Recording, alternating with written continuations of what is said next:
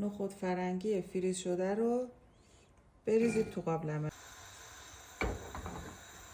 یه لیوان آب بریزید، بذارین بپزه.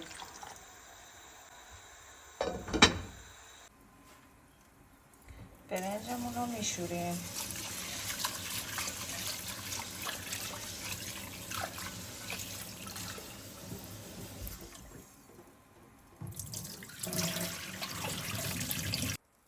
یک مقدار نمک میزنیم.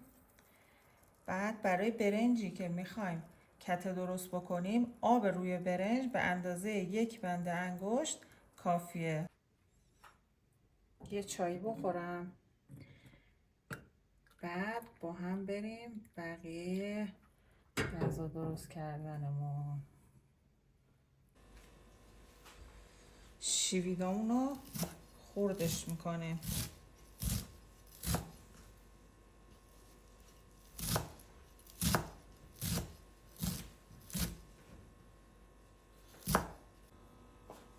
شیویدا که کامل خورد شد، بیا تا بهت بگم بقیهش رو باید چی کار کنی. برنج رو میذاریم رو گاز. یه مقدار که جوش اومد، نخودایی که پخته بودیم میریزیم داخلش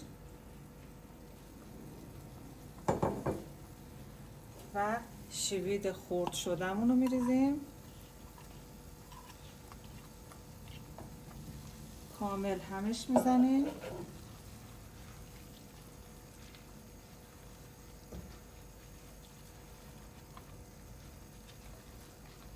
یک مقدارم زردچوبه و یه مقدار روغن. کامل به هم میزنیمش.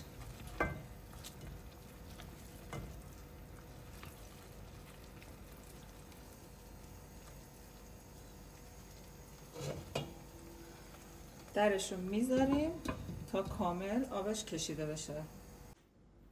حالا بریم سراغ اصل ماجرا که پنیر برشته است یا پنیر دویج، غذای شمالی. این پنیر لیغوان رو من گرفتم. شما میتونین هر پنیری که ذائقتون باش سازگاره یا پنیر محلی، حالا هر پنیری که دوست دارین رو بگیرین، کامل رندش بکنید.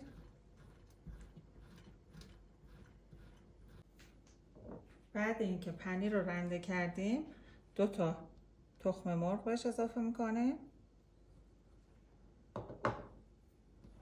یه مقدارم زردچوبه، یه مقدارم روغن میریزیم و کامل با هم میکسشون میکنیم.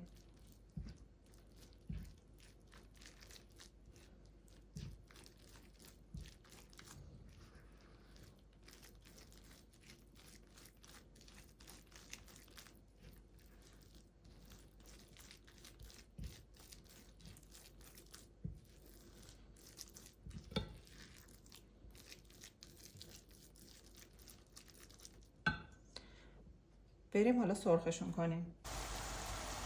میذاریمش رو شعله ملایم، کامل سرخ باشه پنیرش و تخم مرغش. کامل که سرخ شد، به این شکل آماده است. خب غذامون آماده شد. بریم با هم بکشیم. به به.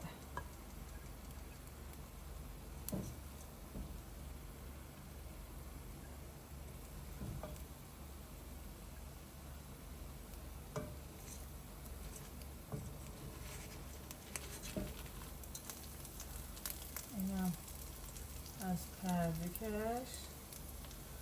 یه مقدارمون از این پنیر برشتن میذاریم کنارش. به این صورت. بفرمایید.